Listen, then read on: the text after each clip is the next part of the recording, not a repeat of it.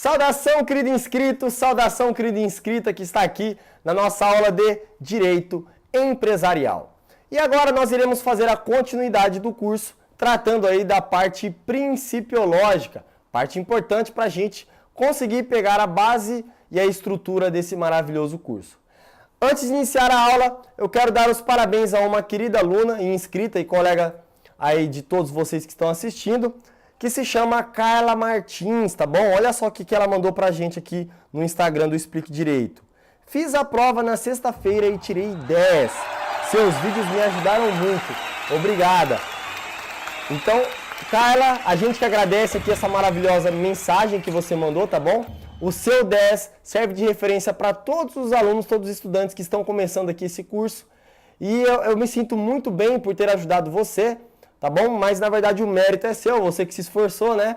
A gente só intermediou o seu conhecimento para conseguir atingir essa nota maravilhosa. E eu fico contente porque a gente mal começou o curso e já estamos ajudando vários e vários alunos. Então você que está aí meio desanimado, meio com autoestima baixa, vamos colocar essa autoestima lá em cima, vamos estudar porque você tem grande chance de se tornar um sucesso nessa maravilhosa matéria do ramo do direito empresarial. Tá bom? Então, vou deixar vocês aí com a aula. Não esquece de deixar o like, se inscrever no canal se você não se inscreveu. E roda a vinheta aí, produção, para o aluno começar a estudar.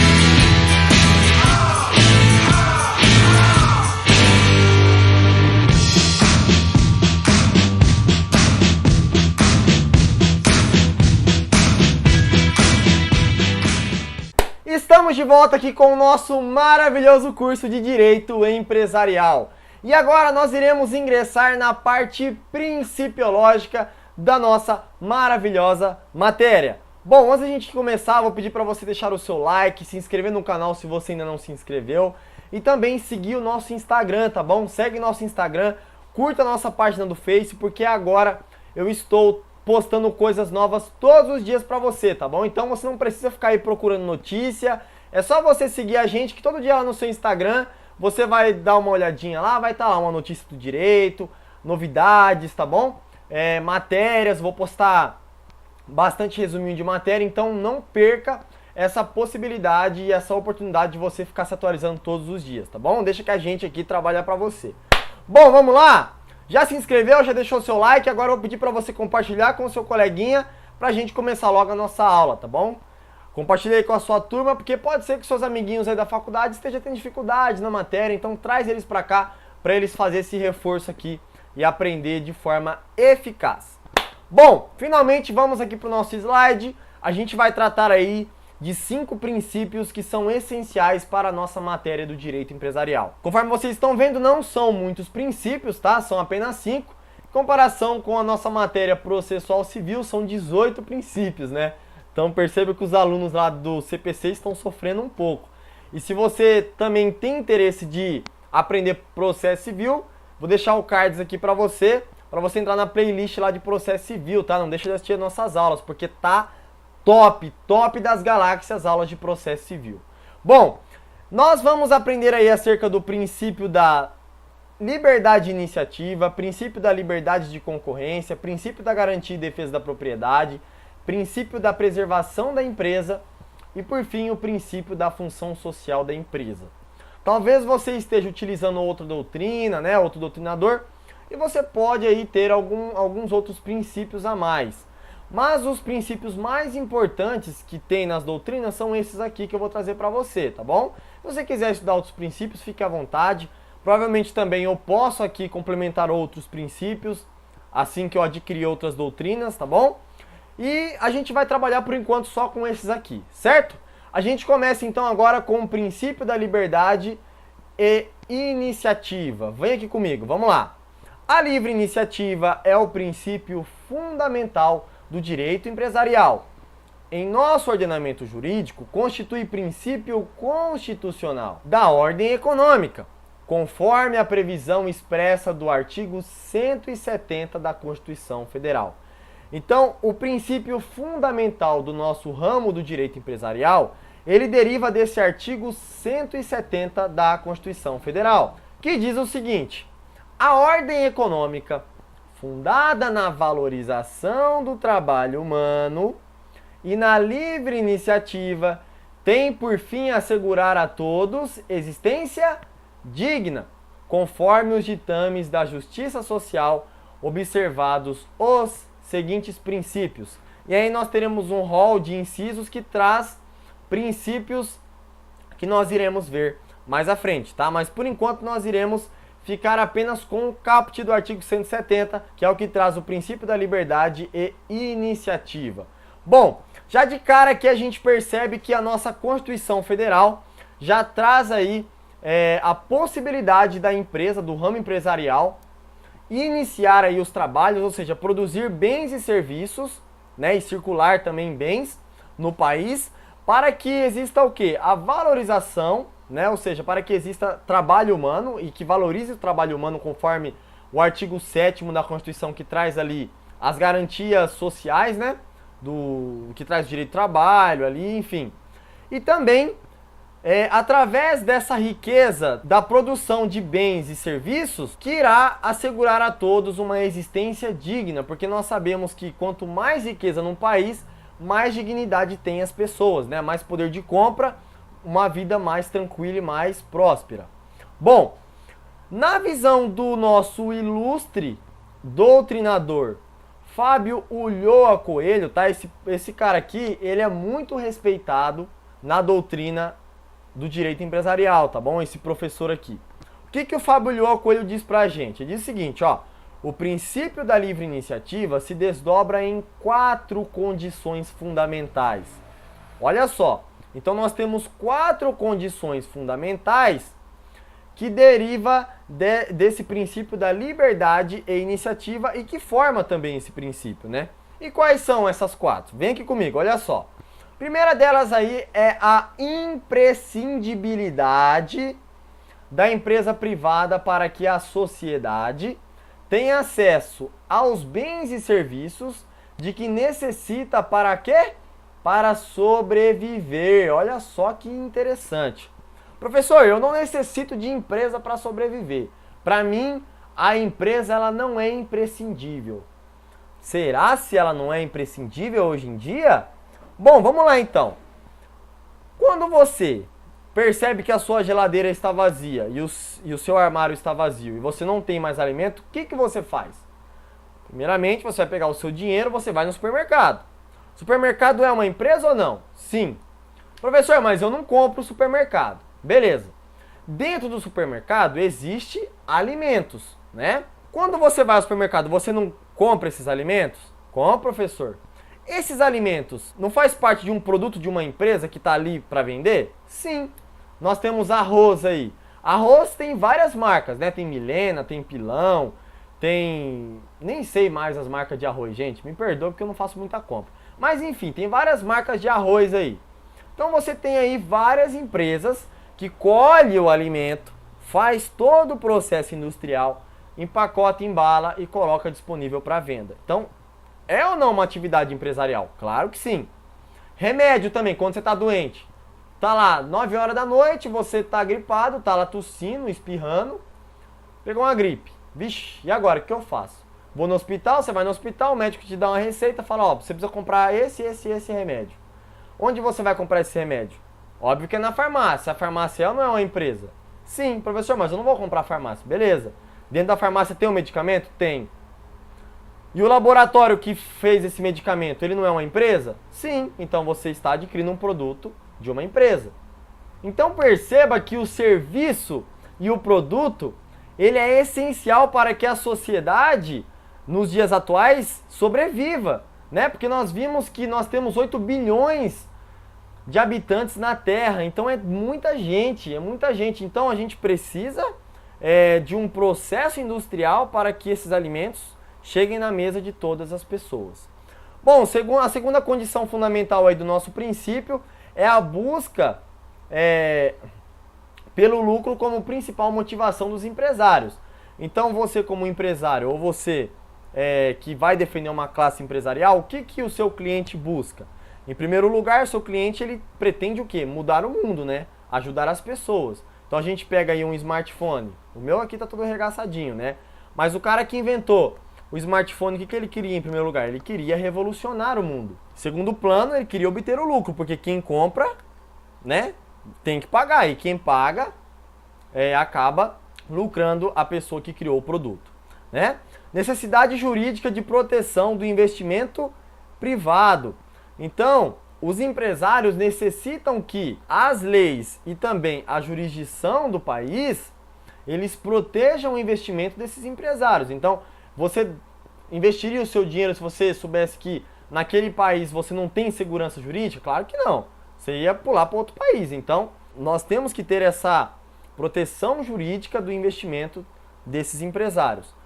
A quarta condição fundamental aí é o reconhecimento da empresa privada como polo gestor de empregos e de riquezas para a sociedade. Então, nós visualizamos aí que uma empresa, para ela conseguir produzir os seus produtos, ela precisa do quê? De funcionários, né? Então, a empresa ela precisa contratar gente para trabalhar e produzir os produtos, ou até fazer serviços, né? A gente percebe aí que nós temos várias construtoras que contratam vários profissionais, né? Mestre de obra, pedreiro, e aí essas pessoas fazem serviços em troca de lucro. Então, nós temos aí uma grande geração de emprego. E a gente tem que pensar o seguinte, a empresa que contrata, que gera emprego, ela está gerando riqueza para a sociedade. Por quê?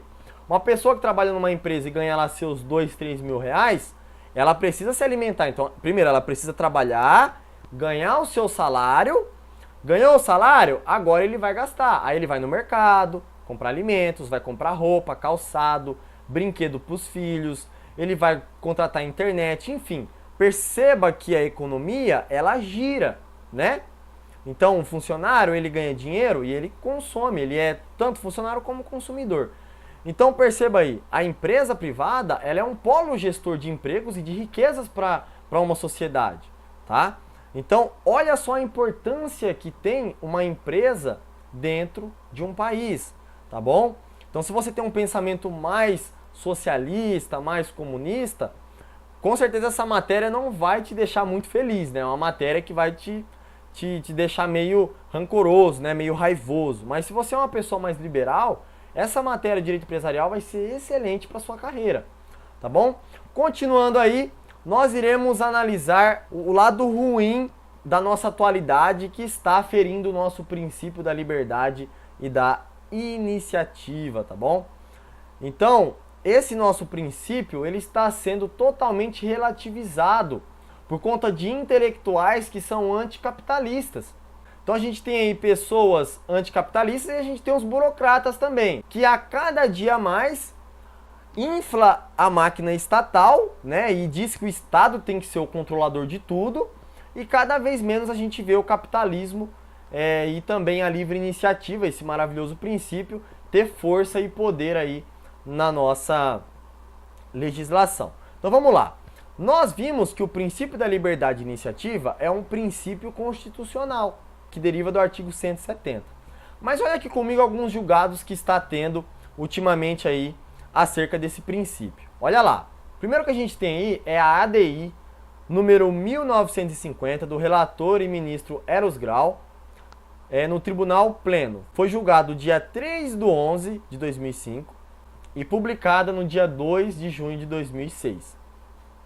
Eu resumi aqui para você, tá? Mas se você quiser pesquisar, é só você pegar aqui, ó, essa primeira parte aqui, jogar aí no Google, você vai ter aí a decisão completa, tá bom? Eu fiz aqui um resuminho pra gente não perder tempo aqui na nossa aula.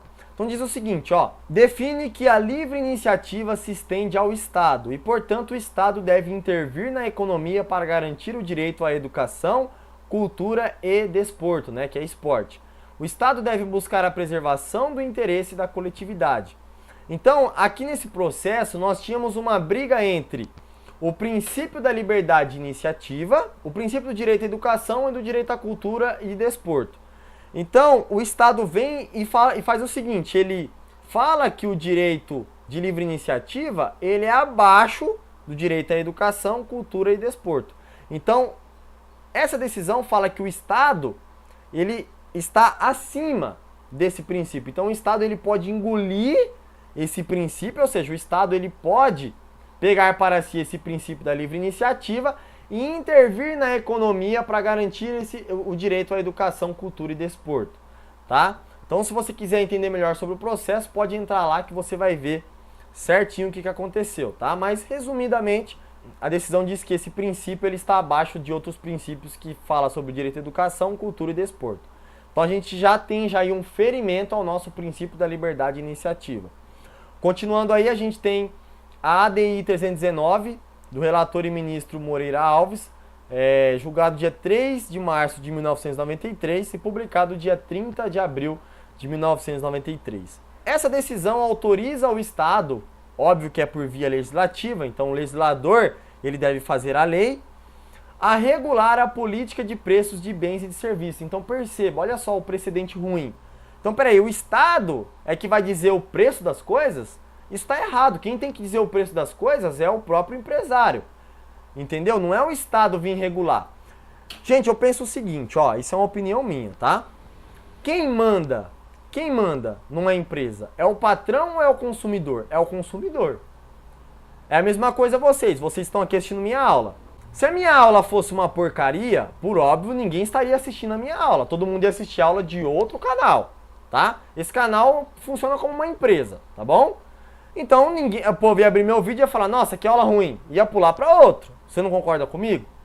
Então, a mesma coisa é uma empresa. Se você está consumindo um produto de uma empresa e você não gosta desse produto ou não gosta do preço que você está pagando, o que você vai fazer?